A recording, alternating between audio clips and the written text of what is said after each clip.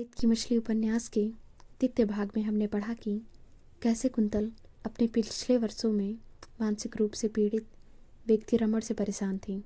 नींद टूटी तो थोड़ी देर तक मैं समझ ही नहीं पाई कि सुबह हो चुकी है या रात उतरने वाली है।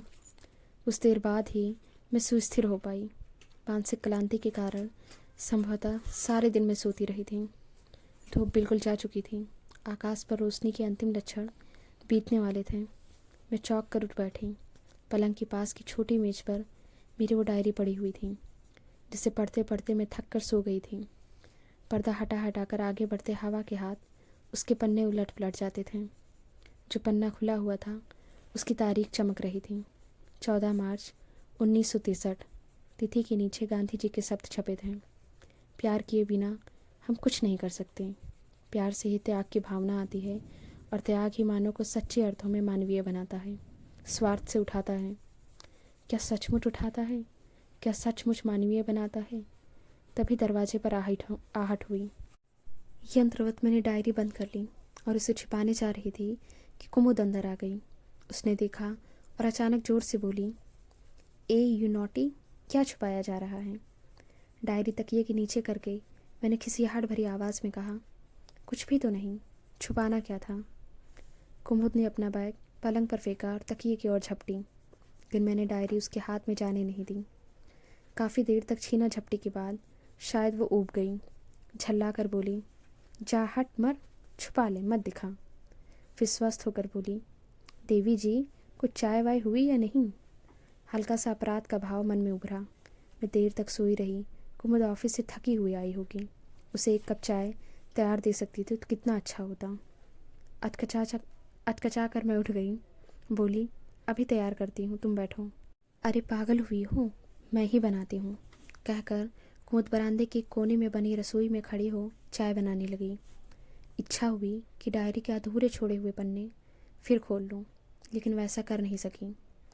प्यार से आदमी मानवीय बनता है, स्वार्थ से ऊपर उठता है। क्या ये सच है?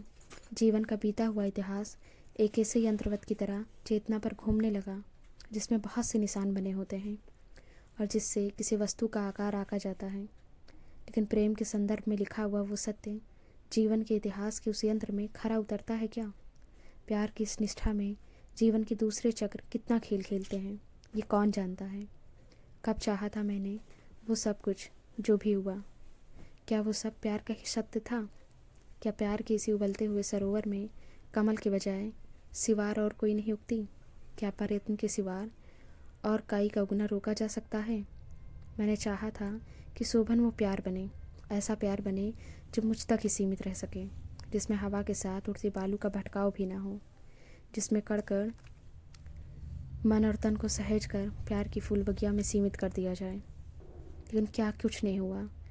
उस बीच प्यार की उस फूल बगिया में क्रोध, जिद, खीज और कुंठा के कितने ही कांटे उगे। कितनी ही बार मेरे और शोभन के बीच ऐसा लगा जैसे एक रेगिस्तान उगाया हो। फिर वो रेगिस्तान अनचाहे ही बढ़ता गया।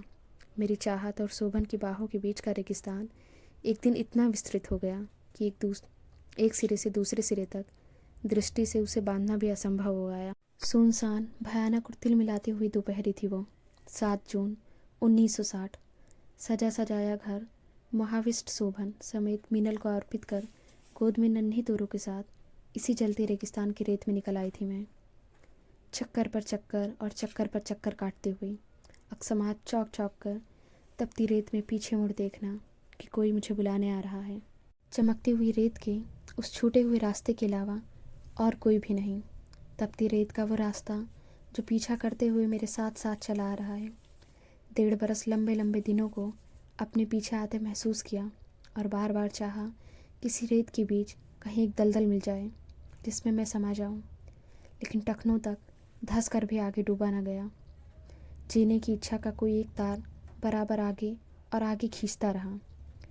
चिलचिलाती हुई दोपहर, गर्मी से उबे मुरझाए पेड़ और लू से तपता हुआ एक छोटा सा स्टेशन। तोरू को कलेजे से चिपकाए हुए सामान का एक छोटा सा बंडल संभाले मैं टीन के साइबान के नीचे बेंच पर इंतज़ार करती हूँ कि वहाँ सामने बिछी हुई जलती पटरियों पर एक ट्रेन आएगी। चेहरे पर बार बार पसीना आ रहा था। पसीना तपन का ही नहीं, घबराहट का भी था। कैसे आ गई मैं यहाँ तक, बिल्कुल अकेले। कहीं कोई परिचित मिल गया तो क्या होगा, क्या सोचेगा वो। घर पर लौटकर माँ और पिता से क्या कहेगा। सोचती हूँ कि सीमेंट के प्लेटफॉर्म पर ही रेत का वो विस्तार पैदा हो जाए जिसमें फंसकर मैं डूब जाऊँ। घबराहट हटाने के लिए मैं उधर उधर ध्यान बटाने लगी। देखा तोरू के चेहरे और नन्हे नन्हे हाथों पर पसीना झलक आया है। पसीना पोंछा, उसे लू से बचाने के लिए पानी पिलाया और फिर रुमाल टटोल कर देखा कि टिकट सावधानी से बंधा है। मृग तिसरा के वो दिन कैसे बीते थे। बच्ची बहुत छोटी थी जब मैं उसे लेकर अकेलेपन के रेगिस्तान के इस पार माँ के पास लौट आई थी। सोचा था शायद खोया हुआ प्यार लौटे, शायद कभी दूसरी बार फूल बगिया की रात रानी का गंध का झोंका आए, शायद फिर कभी नींद के पानी में उगाया कमल मेरी आंखों में परस जाए और दो बाहों के बीच नया जीवन उगे। लेकिन मेरी तृष्णा बदली नहीं, चाहा हुआ सच नहीं हुआ। 2 बरस रेत में भटक भटक कर आखिर इस प्लेटफॉर्म पर आ पहुंची। ट्रेन आ रही थी। छोटे प्लेटफॉर्म पर हलचल शुरू हो गई थी। गिने चुने कुली ट्रेन के इंतज़ार में आकर खड़े हो गए थे। 10-12 मुसाफिर सामान सहेजने और भागदौड़ करने लगे थे। मैं क्या सहेजूं। सब कुछ बिखरने के बाद अब जो जीजी वीसा के 2 कण मेरे आंचल में बचे थे उन्हें मड़ी की तरह सहेज कर मैं खड़ी हो गई। एक कुली ने मेरे करीब ठिठक कर कहना चाहा कि मुझे उसकी ज़रूरत है या नहीं, लेकिन फिर कुछ सोचकर दूसरी ओर चला गया। चमकती हुई धूप में क्षितिज के पास जहाँ दोनों पटरियों ने मिलकर सुई की नोक जैसी बना ली थी, वहाँ एक काला बिंदु उभर कर डरावने ढंग से बड़ा होता जा रहा था। जैसे जैसे वह काला बिंदु बड़ा होता गया, उस छोटे से स्टेशन की टीन के साइबान में कपकपी भरती गई। प्लेटफॉर्म के सिरे तक पहुँचते पहुँचते ट्रेन का वो विराट आकार इतना भयानक हो उठा कि मन दहल गया। 2 क्षण में इंजन दहाड़ता हुआ धरती कांपता मेरे पास से गुजर गया। ट्रेन धीरे धीरे रुकी। एक जगह मुझे हल्की निराशा भी हुई कि वहाँ भीड़ क्यों नहीं है। उस समय भीड़ का ना होना मुझे बहुत सहज नहीं लगा। 2 बरस पहले इसी स्टेशन पर एक गाड़ी रुकी थी, ठीक इसी तरह। उस दिन भी ये छोटा सा स्टेशन इसी तरह उजाड़ था।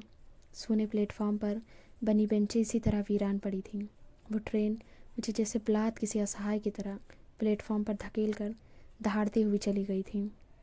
एक क्षण के लिए मैं समझ नहीं पाई थी कि सामने खड़ी माँ और पिताजी से मैं क्या कहूँ। वे भी शायद मेरी तरह उद्वेलित थे। बम्बई से यहाँ तक कि इस लंबे सफ़र से कहीं ज़्यादा गहरी कुछ बातें थीं जो कहीं नहीं गईं, लेकिन सुनी और समझी गईं। मेरा श्रीहीन और सौभाग्य विहीन होकर लौटा चेहरा स्नेहसिक्त पिता की आंखों में झलक आया था।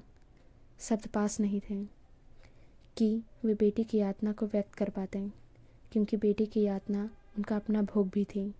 सब तो किसी के पास भी नहीं थे, मेरे पास भी नहीं, माँ के पास भी नहीं, और तोरू तो थी ही अभी बेजुबान, अश्रुसिक्त। थोड़े दिन के बाद मुझे एक जगह काम मिल गया था। जहाँ काम मिला था वो दफ्तर कोई 25 मील दूर शहर में था। हर मौसम की मार झेलते हुए 25 मील की वो दूरी हर रोज़ तय करती थी।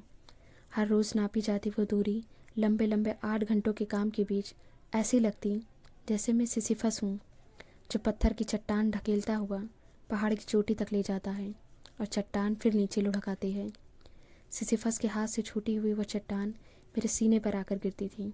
मन कचोट जाता था जब तोरू अपनी तोतली भाषा में पूछ बैठती थी, पापा घर कब आएंगे मम्मी, पापा रात को घर क्यों नहीं आते। वे शब्द कहाँ थे मेरे पास जो बता पाते कि पापा घर क्यों नहीं आते, और ये कि जिसे घर कहा जाए वो कहाँ है। तोरू के वाक्य मन में घुमड़ते रहते और नींद भाप की तरह उड़ जाती। सारी रात इधर से उधर करवटें बदलते बीतती। नींद और शांति जैसे खोजे भी मिल नहीं पाती थी। शांति मिलती भी तो कैसे। मन की शांति को गमलों में उगाया तो नहीं जा सकता। शांति धूप की किरण भी तो नहीं जो खिड़की खुलते ही अंदर आ जाए। 2 बरस लगातार अशांति की इस चलते रेगिस्तान में नंगे पाँव घिसटती रहीं। तो लंबे बरस तन को धीरे धीरे धुनते गए। चलते चलते लगता जैसे आँखों में अंधेरा छा रहा है और पेशियों का तनाव टूट जाने वाला है। माँ कहती कि मेरा चेहरा पीला हो आया है और मैं सूख गई हूँ, इलाज करना होगा। लेकिन इलाज कैसा, किसका। तन के रोग का इलाज होता है, मन के रोग का इलाज नहीं। यातनाओं की इस धुंध में एक दिन मैंने सोचा कि मुझे बम्बई जाना होगा। 16 मार्च 1932 डायरी में तारीख पढ़ी हुई है। पूरे पन्ने पर थके हाथों घसीट कर लिखा गया है। ऑफिस से 3 दिन की छुट्टी ली है। बम्बई जाना है, जाना ही होगा, उपाय कोई नहीं है। तोरू, तोरू, तू क्या समझ सकती है मन का रोग क्या होता है? मन मर जाए तो तन का जीना कैसा होता है? तोरू, तू क्या समझ सकती है कि आगे क्या होगा? मेरा तो बस नहीं। मैं तेरी माँ हूँ, तू समझ सकती है मेरी बात को? 16 मार्च 1962 डायरी के उस अस्फुट लिखावट पर उस वीरान प्लेटफॉर्म से छूटी हुई गाड़ी के पहियों के निशान हैं। एक गहरा धक्का लगा था जैसे ही मैंने ट्रेन पर पाँव रखा था। ऐसा लगा था जैसे कि मैं ट्रेन पर चढ़ी नहीं बल्कि किसी गहराई में गिरा दी गई हूँ।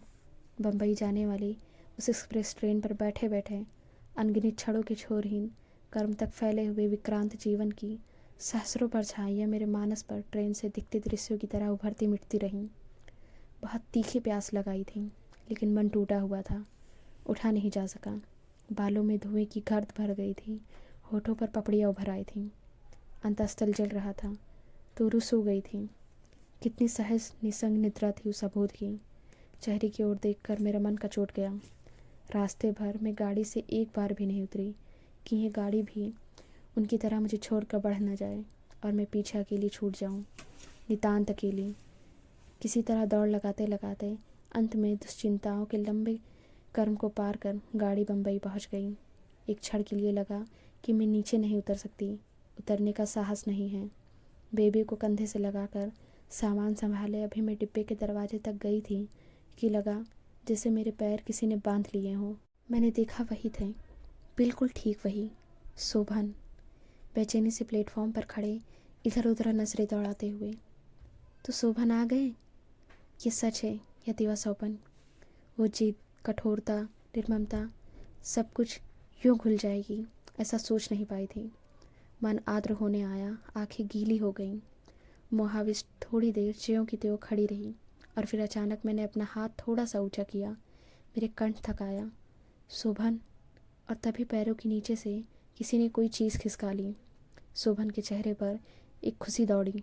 हाथ उठाकर हेलो कहते हुए बगैर मेरी तरफ ध्यान दिए मैं दाईं ओर के एक दूसरे डिब्बे की ओर बढ़ गए। उस दूसरे डिब्बे से जो उतरा उसे ना चाह कर भी मैंने देखा। उनका एक नाटककार मित्र राजहंस पहले दर्जे के डिब्बे से कूदकर उनके गले से लिपट गया था। मुझे लगा जैसे चारों तरफ जंगल हो जिसमें ऐंठ ऐंठ कर लकड़ियाँ जलती हुई चटक रही हों। भरसक ये चाहते हुए कि उधर उस जलन की तरफ निगाह न जाए, मैं बच्ची को संभालते हुए भीड़ में डूबकर प्लेटफॉर्म से बाहर आ गई। मन बुरी तरह चल रहा था। अन्नस्थल छलनी हो चुका था। एक एक स्नायु जैसे टूट चुका था। मुझसे खड़ा नहीं हुआ जा रहा था। जैसे तैसे टैक्सी बुलाई, टैक्सी पर बैठी और लंबी सांस लेकर थोड़ी स्थिर हुई थी कि सामने के शीशे से देखा टैक्सी के ठीक आगे एक सुरमई रंग की फिएट जा रही है। गाड़ी के पिछले शीशे पर 2 चेहरे दिख रहे थे। शायद वे चेहरे कातर थे। मुझे देखते पाकर चेहरे फिर मुड़ गए, लेकिन वो कातर उत्सुकता दबी नहीं। उन्हें शायद लग रहा था कि मेरी टैक्सी उनका पीछा कर रही है। हाव भाव से ऐसा नहीं लग रहा था कि वे निश्चिंत होंगे, बल्कि जिस तरह पीछे घूम घूम कर वे टैक्सी की ओर देख रहे थे उससे लगता था कि कहीं वे भयभीत भी हैं। मुझे विश्वास है कि वे निश्चय ही भयभीत हो रहे होंगे।